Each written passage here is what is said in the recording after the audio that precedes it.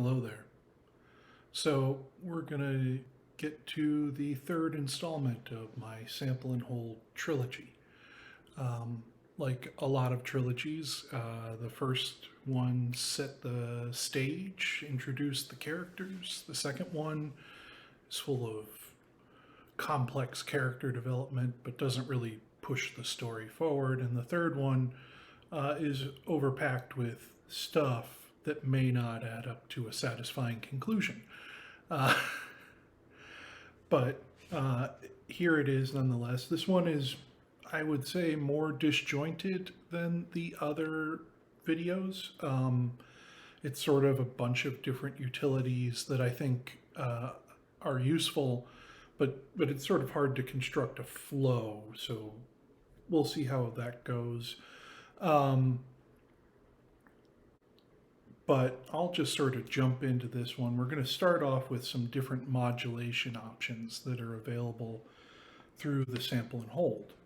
And the first of those is a super slow LFO. And I actually learned this concept from Willem Zenhorst.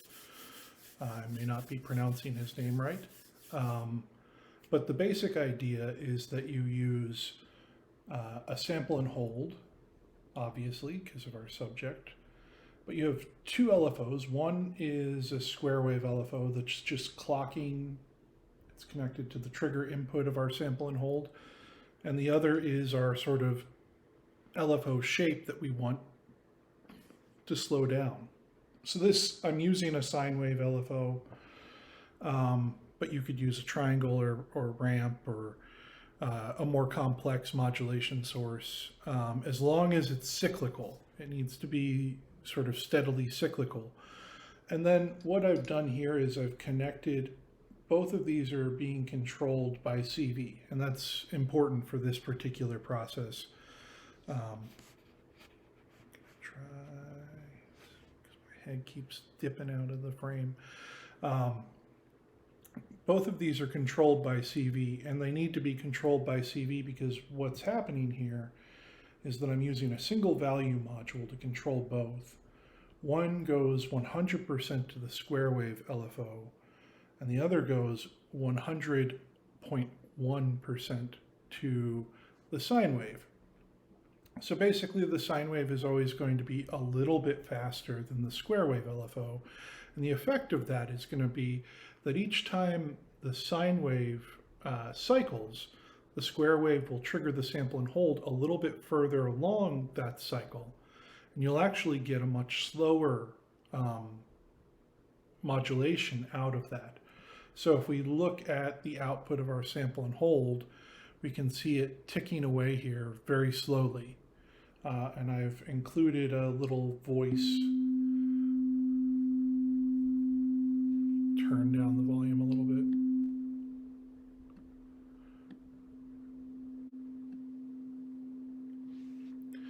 I've included a voice here, and we can't really hear much, but I can turn this up a little bit. It's just modulating the frequency of this oscillator between one octave.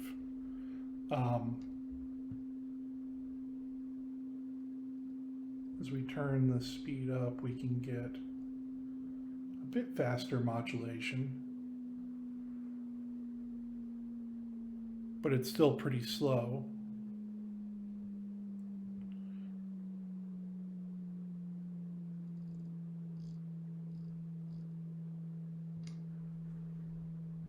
But you can get super, super long LFOs that way. I don't know how long this LFO is, but it's certainly something that would be measured in length of minutes.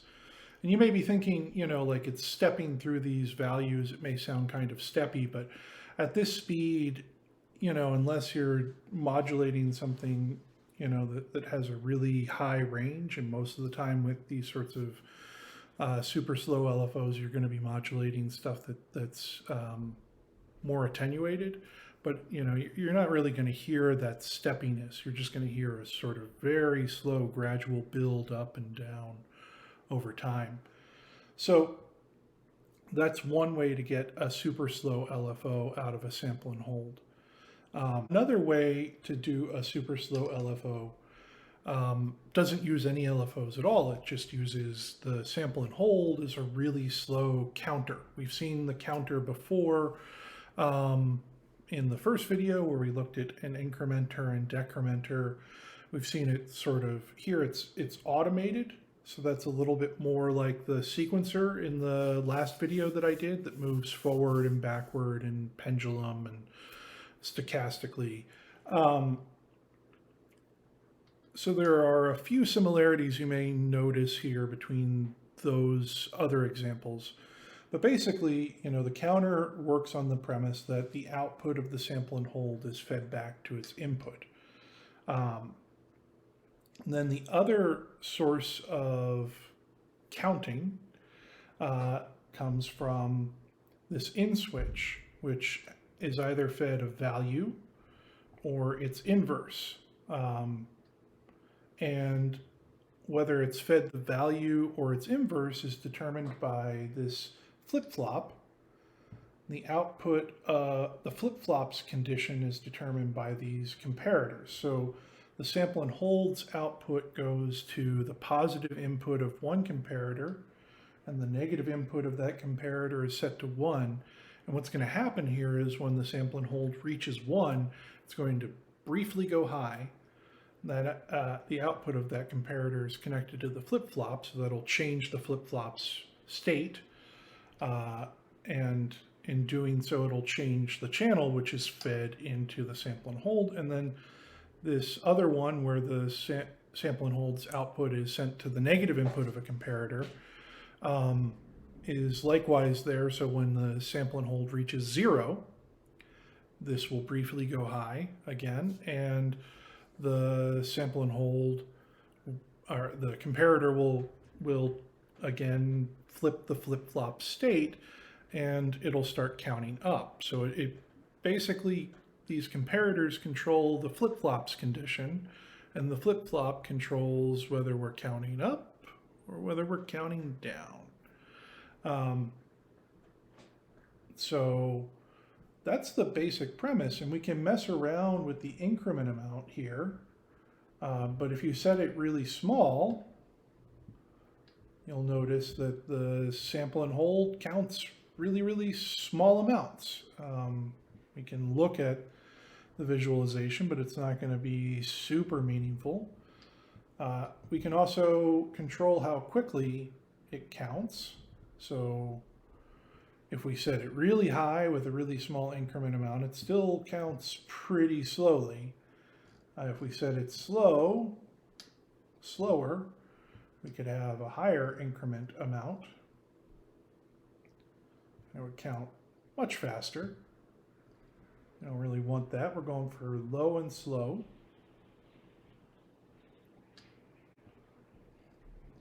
And again, I'm going to demonstrate the audio for this.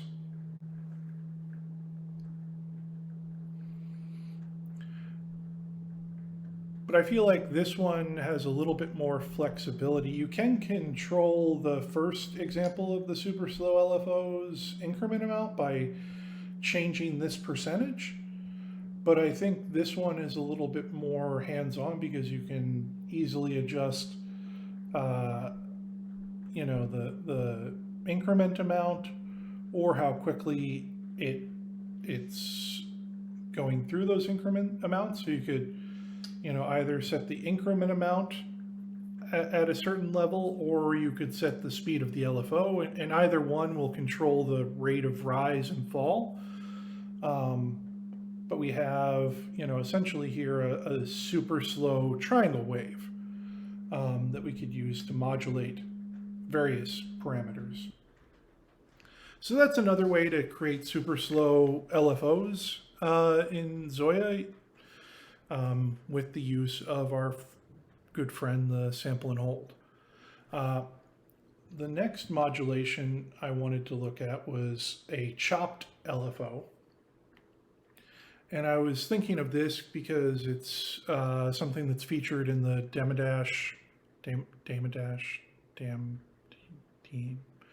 I'm not sure how to pronounce it. I've heard it pronounced, but it's just not Demadash. Uh, LFO, the modulator that he published or put out recently, it uses a chopped LFO. And I just wanted to go over that. Again, we have the output of a square wave. Okay. Controlling the trigger of a sample and hold, and the input is once again an LFO, a sine wave. Maybe this is a triangle wave LFO. I forget. Yeah, it's a triangle wave LFO. So what we're going to see at the output is a sort of chopped up wave. Now, I'm going to also show another way to do this. There's a sort of simpler built-in module for this sort of like stepped wave or chopped wave, which is the steps module. And with the steps module, we can, set how many steps we want, right? But the difference here, and what I think is kind of interesting about this as a modulation option, is that the steps module is always going to cut the triangle at the same point. It's always going to have the same granularization of the triangle wave. But because the clock of the square wave in this example up top with the sample and hold can function on a different rate or, base rate even than the modulation source, you can get an effect that is like a stepped waveform, but is a little bit funkier, a little bit less predictable. And I'll show what I mean by that. I'm going to start actually with the stepped example first.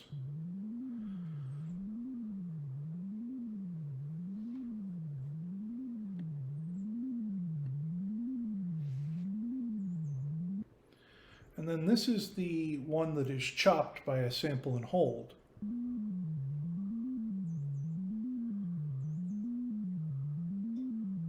Right? It doesn't quite repeat itself in the same way.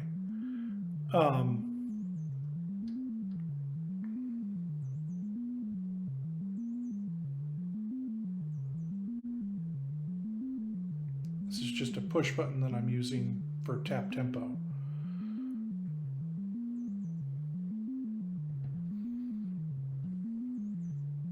Change the...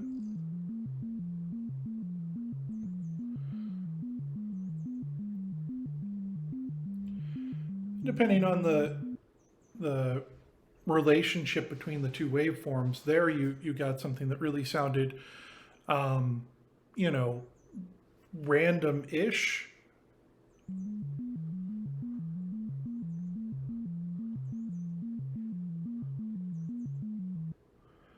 But not entirely random. There was some repetition, and that's because the speed of the LFO and the speed of the square wave that was triggering the sample and hold got a little bit closer.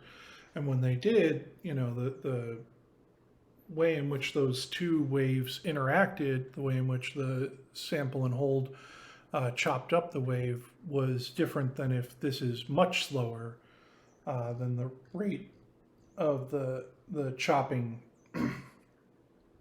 LFO. So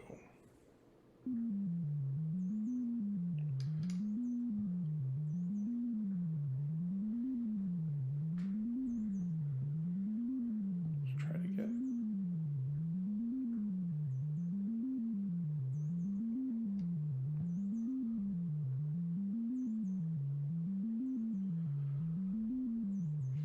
so those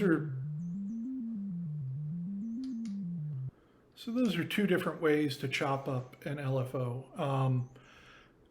Either with the steps module, which will have a much more predictable chopped wave, stepped wave, or with a sample and hold, where the outcome will be, I think, a little bit more unpredictable or funkier sounding, as I say.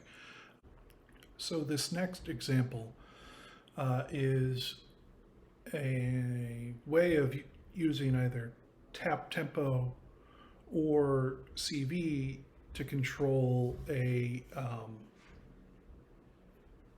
destination like a delay or an LFO or a modulation effect. If you want the option of being able to choose between those two, this is pretty useful. You know, sometimes there are occasions where you want to twist a knob around and fine tune things, and sometimes you just want to tap something in. So this gives you the option to do both. I'll say when I mean tap tempo, this has to use a tap to CV converter, which is a module that shockingly converts taps into CV or their equivalent in CV. So the way that this works with a sample and hold is that we have a value module that goes into the input of a sample and hold, and it also goes into the negative input of one comparator and the positive input of another comparator. And then the output of the sample and hold goes into the positive input of the comparator that the value goes into the negative input of, and vice versa. So that, you know, if we look at their outputs, right, they switch back and forth. And what we're creating here is an identity check. When the sample and hold and the value are the same, this multiplier that has the outputs of both comparators connected to it will go high, and it'll change the channel of our in switch. One input goes to our value module, and the other goes to our tap to CV converter. And the sample and hold is triggered by our tap source. You know, so here I'm using a push button, but this could be a stomp switch or a MIDI clock or something like that. If you know, if the patch receives a tap, it'll switch over to that. That'll be given priority until the identity here is broken. So this will stay high until we change our value around again, because then the output of the sample and hold will be higher or lower than the value module, and our multiplier will go low, which will switch the channel on this in switch back to our value module. So we can either use the value module to set the speed of this LFO down here, or we can use tap tempo. And again, until the value module is manipulated, it'll stay on tap tempo. But then as soon as we switch back to changing our value module again, and because, you know, that works because we won't be manipulating the value module when we're using tap tempo. That's sort of the idea here. There are some checks you could put in that make it so, you know, you could switch back and forth, but this does it sort of automatically in a way that I think is pretty intuitive. If you're tapping away, it does tap tempo. If you're messing around with a value module, it uses the value module. The next little example of a sample and hold, or in this case, a track and hold's use, and the next few examples will involve track and hold rather than sample and hold, is I think a problem that sometimes people encounter, where if you have a sequence and you want to change it, how do you do that without, you know, it sounding bad? And I'll show you what I mean by bad. I've got a little beautiful example voice again.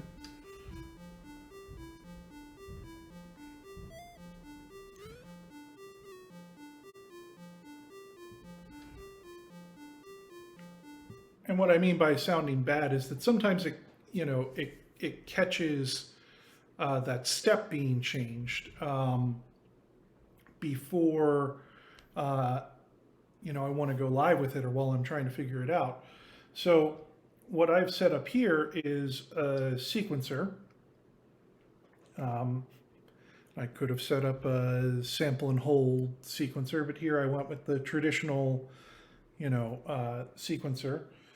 And what I've done is connected value modules to the inputs of track and hold modules. It says sample and hold, but they're set to track and hold. And then each one of these is set to, is connected to the input or the first step of a sequencer, which is something that you can do with the top track of a sequencer. You can connect CV sources to those. So this is certainly a little CPU expensive for what it's doing. But again, you know, these performance things, sometimes you have to weigh cost against, you know, what you're really trying to do performatively. And this is a good performance tool. So the way that this works is I've got a push button, and rather than connect the push button directly to the track and holds, which would be a fine option as well, what I've done is I've placed a gate on the first step of the sequencer on a subsequent track. And I sent the push button through a sample and hold. This is just a normal sample and hold that's triggered at the beginning of each bar, right? This is a 4-step sequence. So on the first step, it checks basically to see whether this push button is pushed in or not. If it's pushed in, then the track and holds go high. And when the track and holds are high, they hold on to whatever was at their input when they went high. But unlike a sample and hold, they will pass through their input when they're low. So this is good because you can set up your initial sequence and hear it.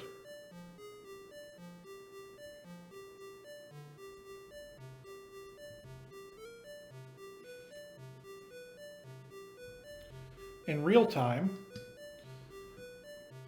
but then we can press our push button like so and change around a couple of steps, and they won't go live until the beginning of a bar.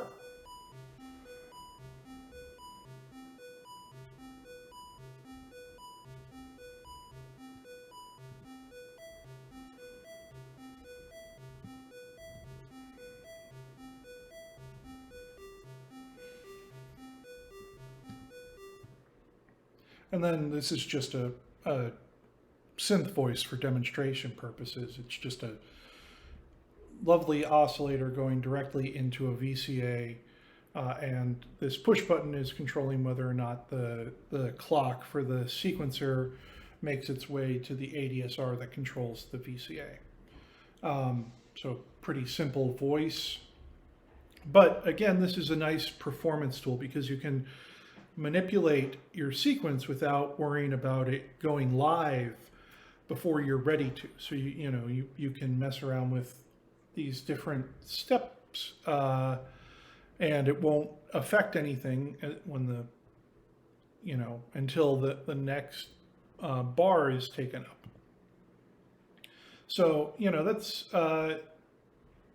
just I think a nice little use of the track and hold. That again, if you're really looking at like performing sequences, for instance, you don't necessarily want to go live with your changes to a sequence before a certain point. So this allows you to sort of control that a little bit better. So the next utility that I want to talk about is something that has come up multiple times on different ZOIA forums, which is the ability to use an expression pedal to control multiple destinations. And this could be a CV input. if you're working in Zebu, if you wanted to direct that to different destinations. And the biggest thing there is that, the simple answer is you use an out switch. But if you send an out switch to the destinations, when you switch from channel to channel to channel to different destinations, the output of the out switch connected to the previous destination will drop to 0.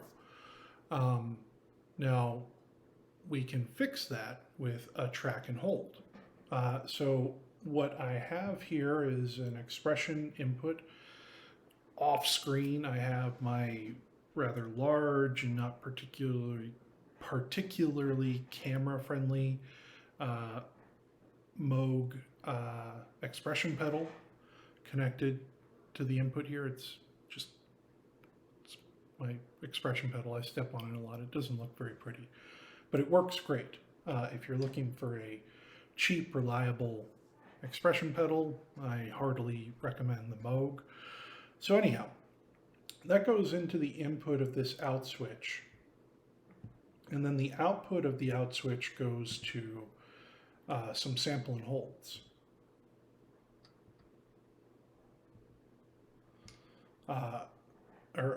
The outputs individually. Each of the outputs goes to a different sample and hold.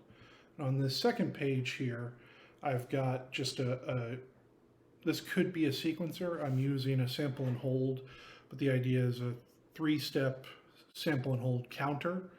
So it's got its input is coming from this multiplier.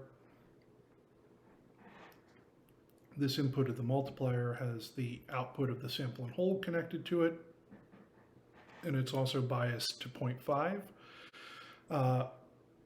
And then the other input of the multiplier is this comparator. The output of the sample and hold is connected to the negative input of the comparator. The comparator is biased to a point where when it goes above 0.5, the comparator will drop to 0. When the output of the sample and hold goes above 0.5, like for instance here, since we're counting to 1, it'll go 0, 0.5, 1. When it reaches 1, the comparator will go to 0, the multiplier will go to 0, and the next time the sample and hold samples, it'll sample 0 and reset. But again, I could use a sequencer with 3 steps set to 0, 0.5, and 1 to accomplish the same thing. I just use these two kind of interchangeably at this point. So, when you get deep in the sample and hold game, the output of that controls another out switch, which is biased to 1, and the outputs go to 2 out of the 3 sample and holds, or track and holds. I'm sorry, these are track and holds. I don't know if I said that at the beginning.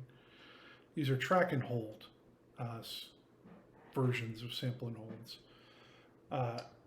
And it goes to them in such a sequence that the track and holds that are not being connected to via this out switch from our expression pedal are held high. So again, we talked about this in the last section.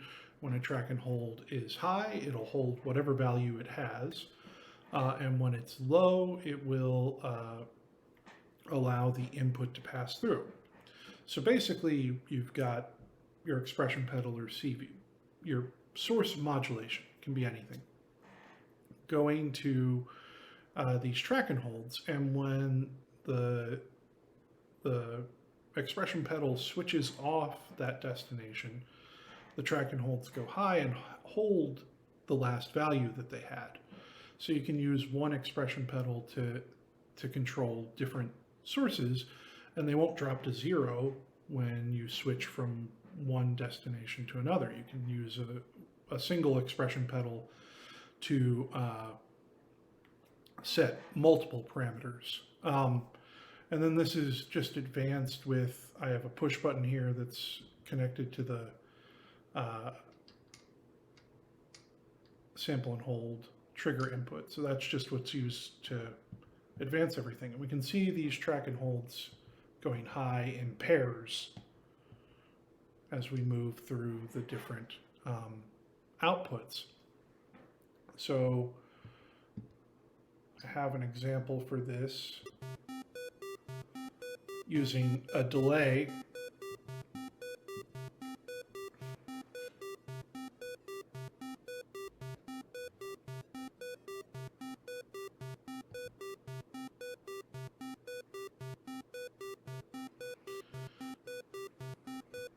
Change the delay.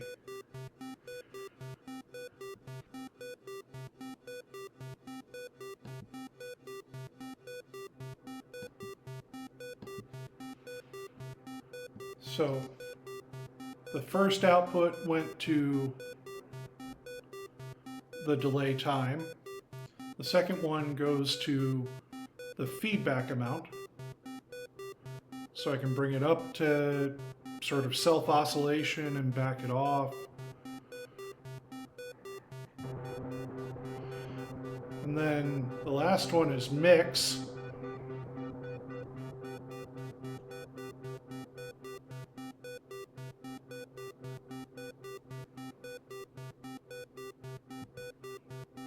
And back to time.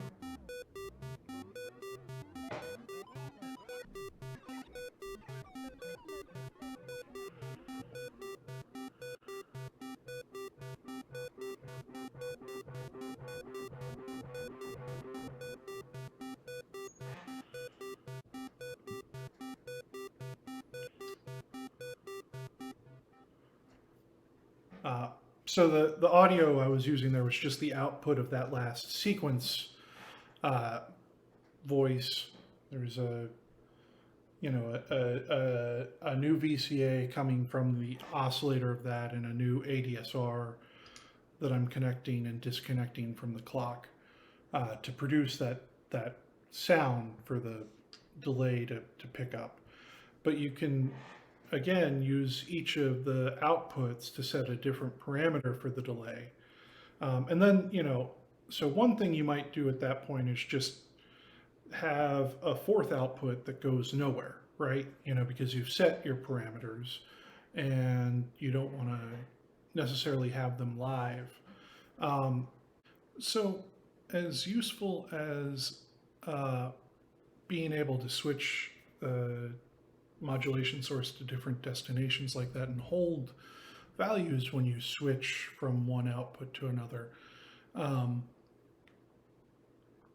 You might have also noticed that it'll jump, right? Because I've used the expression pedal to change some other value on some other thing. So when it goes live again, there's a jump that can be pretty jarring.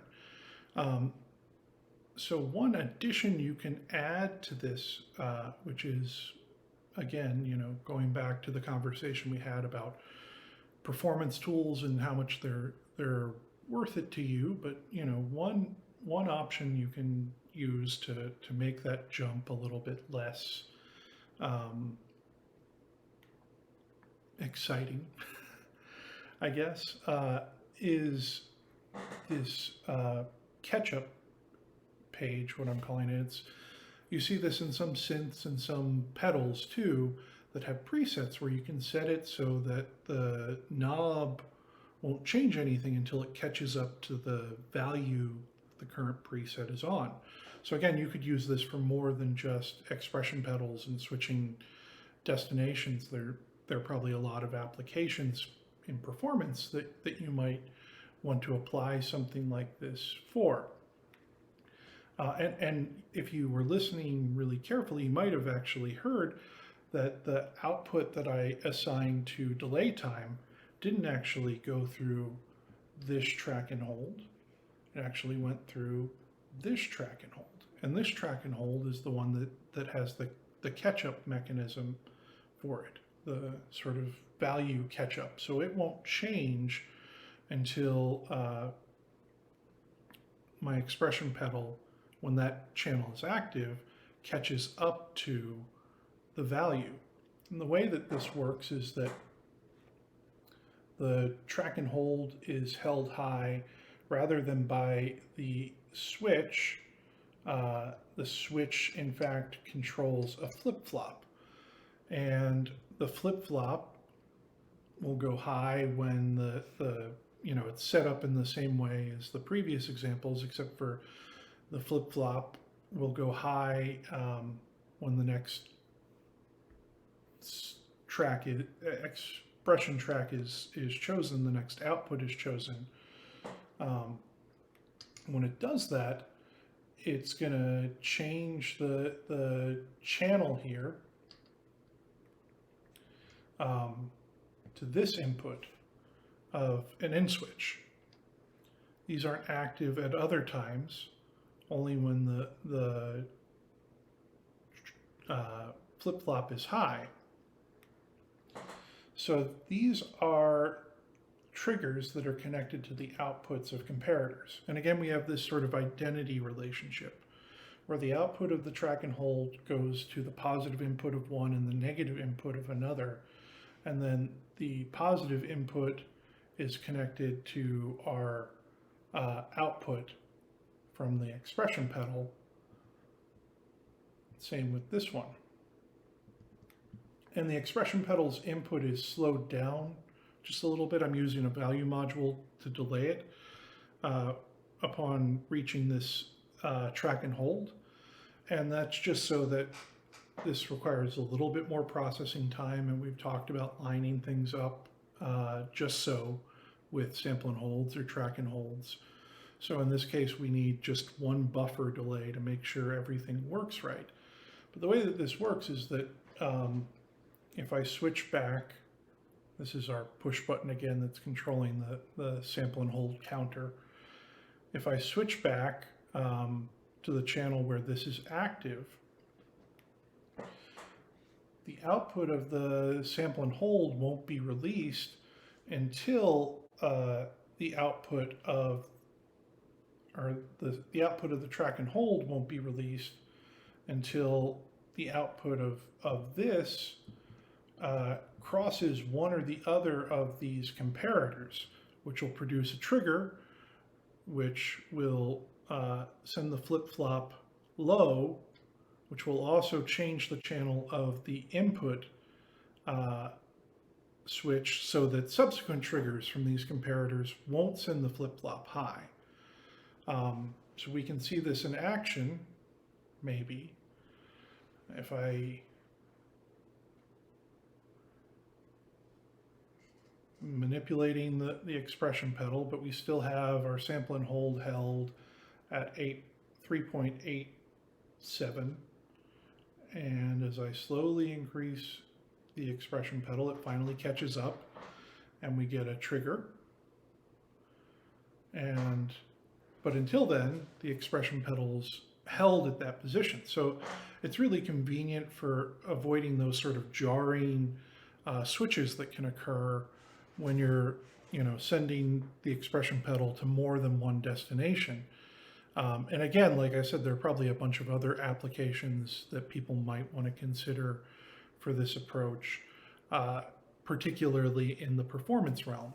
So again, it's not the cheapest thing to assemble all of this. It's not super expensive either, I don't think, because of the relative cost of CV units. But the advantages there, particularly in a performance circumstance, can be pretty useful. So I wanted to show that off as sort of an additional layer that you could add to this idea of using a single modulation source, CV, expression, what have you, MIDI, to control multiple destinations. This is a way of creating sort of a catch-up circumstance or approach so that it isn't just a jarring jump from one output to the next. So the next thing I want to go over is using a shift register as a modulation source. And in particular, what I have set up here, I'm just going to go over the mechanisms of a shift register again very quickly. There was some frozen video in my last video, so maybe this is helpful for people who saw that and were still wondering. I've talked about shift registers now a lot, so I feel a little like I'm beating a dead horse. But we have 6 sample and holds here that are all connected. If we look, the output of one connects to the input of the next. And the idea here is that information passes from one sample and hold to the next, to the next, to the next, down the line. And then they loop. And that loop is controlled by this in switch. And it comes from either the output of the last sample and hold. So when that sample and hold is fed to the input of the first sample and hold, the loop is complete. And whatever's in that shift register will just repeat endlessly. You know, you could think of it, as we have before, as a way of creating a sequence. But if this other input is chosen, this comes from a random value. So a random value will be inserted instead of the output. So a new value will be inserted. So, you know, the benefit here is that you have repetition, but you also have change, right? And the way that that's determined is that a random value is compared against a set value using a comparator. And then whether the comparator is high or low, the shift register will pick a new value, or it won't pick a new value. And then we just have an LFO clocking everything. And in this case, what I'm doing here is a little bit different than using a shift register in a melodic sense. Although this, you certainly could apply to an oscillator, that sort of thing. This LFO is, in fact, if I slow it down, a ramp that's clocking our shift register. And we're going to use that clock in an interesting way to interpolate between the different values of the shift register. So rather than going beep, boop, boop, boop, boop, boop, boop, it'll glide between those things. And we're going to use that as a modulation source, an interesting, dynamic, evolving modulation source. It's a little bit like a chaotic sort of modulation source, but here we have a lot of control over how chaotic it is because we can control how much it changes over time. So the output of the LFO, no, forgive me, let me go back.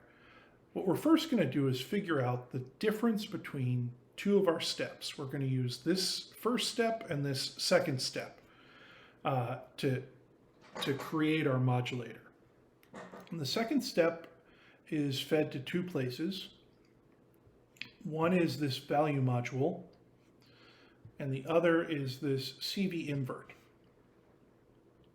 And we're just using the value module here as sort of a way of adding everything together.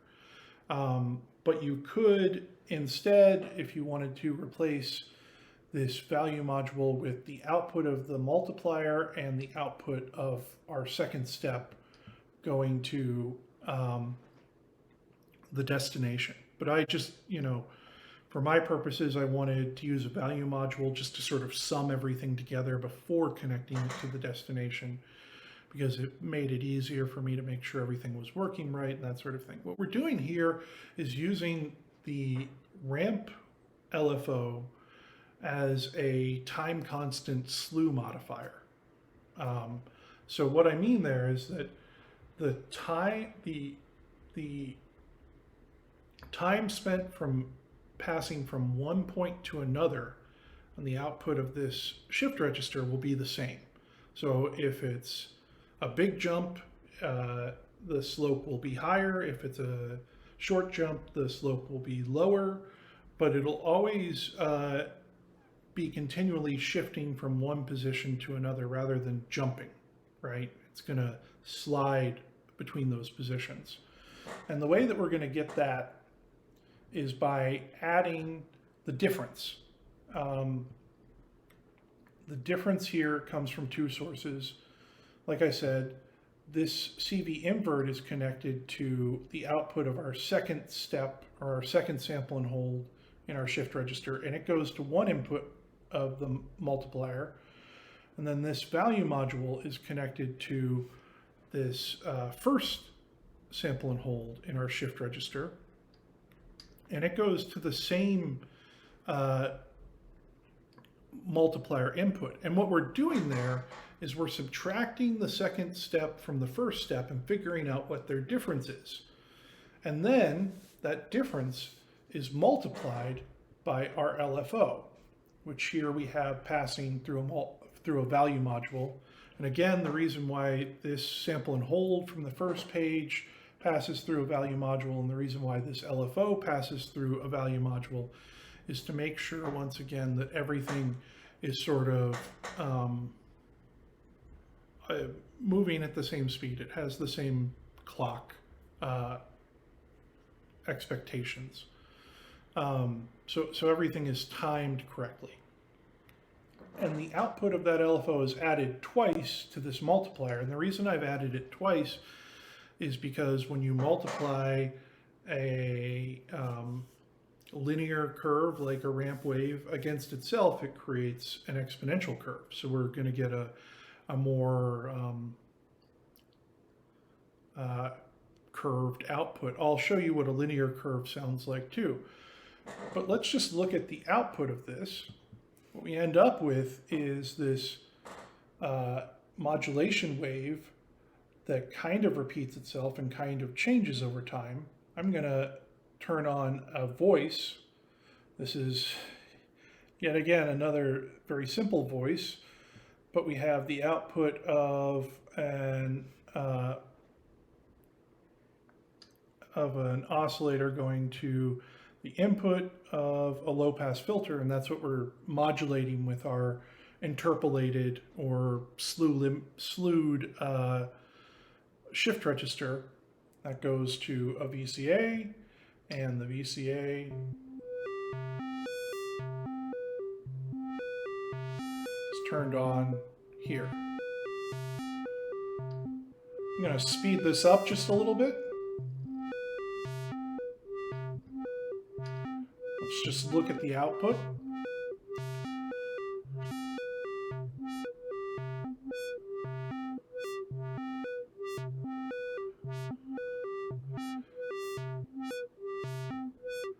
And we can determine how much that changes over time with our comparator amount here, so we can keep it very similar.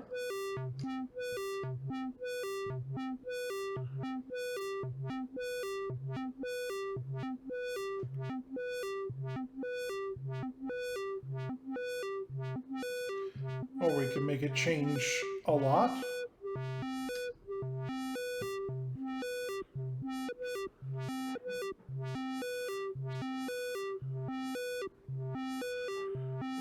So in that case, different waves will sort of latch on for 1 or 2 or maybe 3 cycles, and then they'll mutate again.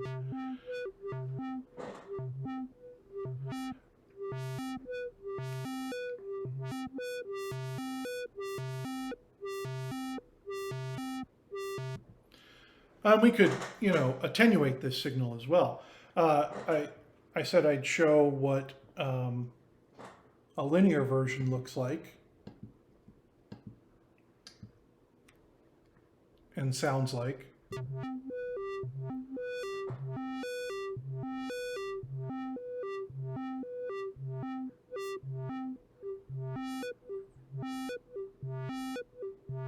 Turn this back down a little bit.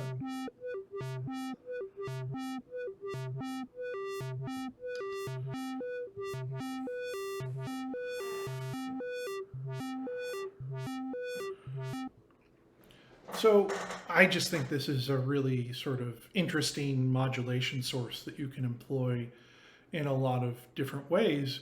And you can also use different lengths of shift register to create different feels for the modulation source. I'm using all 6 of the outputs here, but if I changed it to say 3, and odd numbers will have a different feel in terms of repetition than even numbers. We'll get a very different effect. I'm going to set this back to having curves, because I like the sound of the curves. So again, that's just adding more LFO inputs to the multiplier. One will be linear, and then as you add more and more and more, you can get even more exaggerated curves. But we're going to see, you know, here we have sort of a sawtooth wave.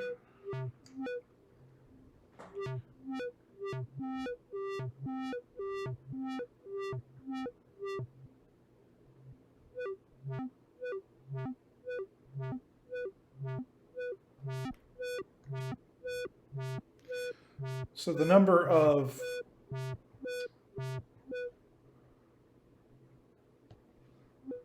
the size of the shift register matters a fair amount.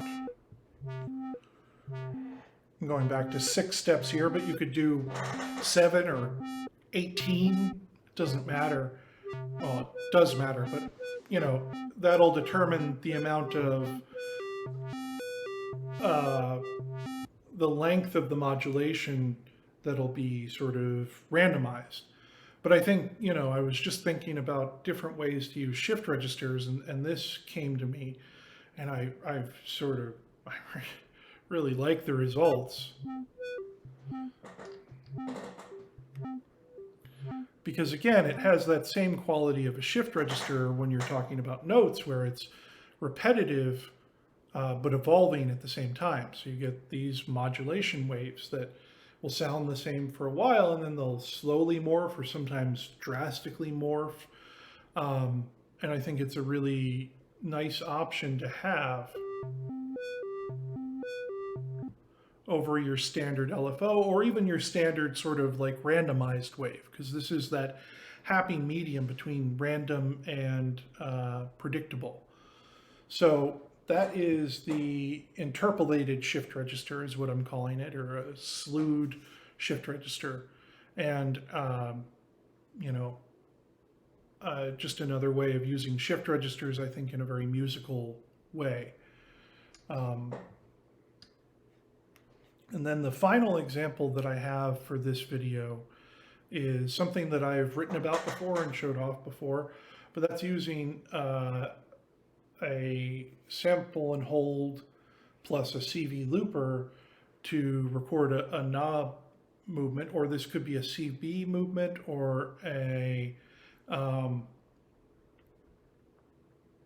you know, an expression pedal movement. I'm going to use the knob today just because that's the simplest for me. But the thing about the knob is you kind of want to be able to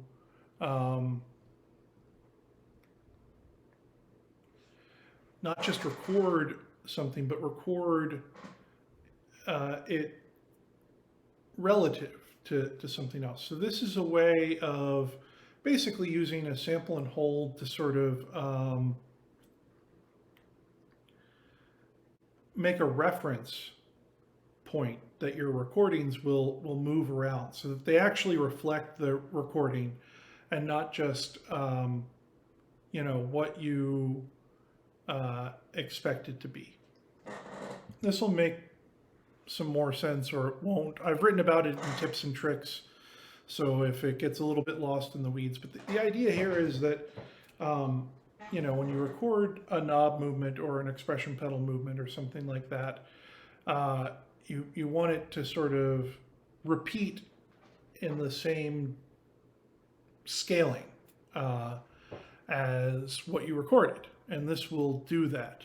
And what it does is that we've got this value module, and you need to use a value module here because you need something that has both an input and an output that can be affected and then recorded. So the output of a value module can be recorded. It's going into a CV looper.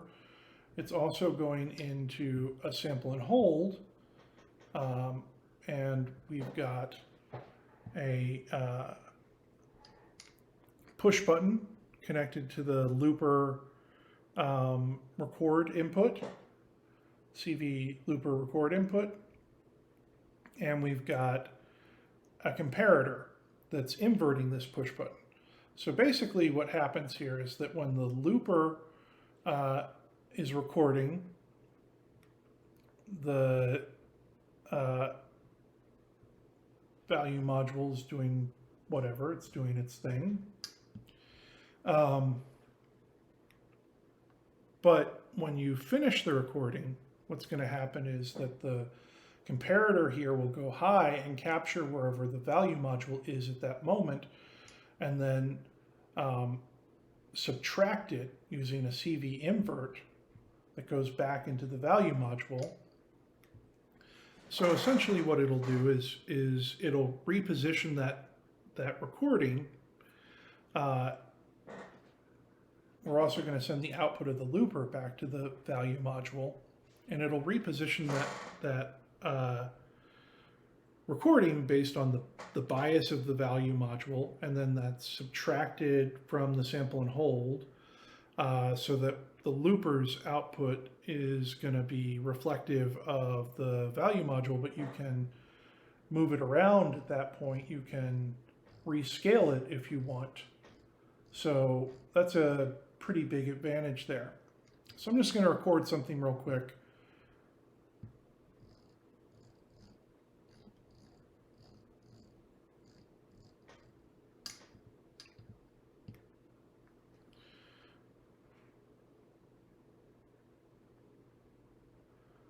Now, because I can still bias this, I can move it around while still maintaining that relationship.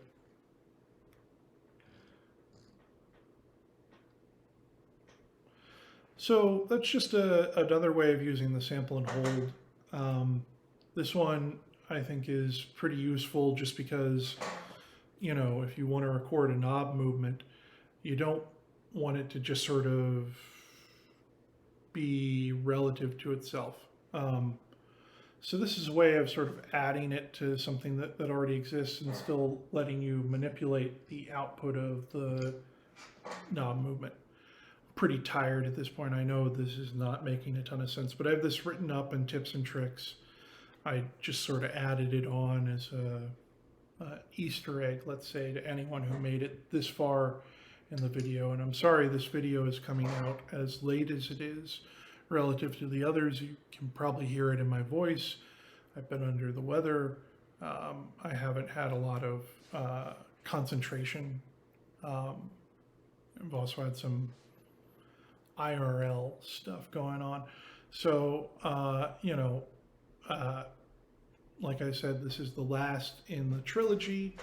The next subject I'm going to tackle is different synthesis techniques in ZOIA, and I'm not sure when those videos will start. I'm probably not going to do them like these where there's just a bunch of stuff packed into a video. I'll probably do them like, here is FM synthesis, and that's just a video, and then here is subtractive synthesis, and that's a video, and here is, you know, but we'll see how that goes. It's a pretty big topic. I'm not quite sure how I'm going to break it down yet, because, you know, you could spend hours on subtractive synthesis, which is, you know, sort of the standard boring type of synthesis. But, you know, the goal there is just to sort of show off some of the different types of synthesis you can achieve with ZOIA, as well as some of the options within those synthesis methods. So, you know, when we talk about subtractive synthesis, we'll probably talk some about, you know, like pulse width modulation and that sort of thing. So, yeah, that's next on the docket after I edit and upload this behemoth.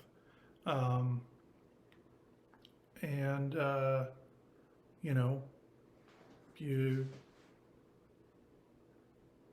yeah, I do a live stream on Saturday mornings. I'll plug that at the end of this video when no one's still watching, with generative patches. I just put out a release on Bandcamp with some recordings of those generative patches. So those are some things I've been up to. I hope everyone's well, and I hope this series has been somewhat useful. And yeah, this last section is rough. All right, well, have a good day.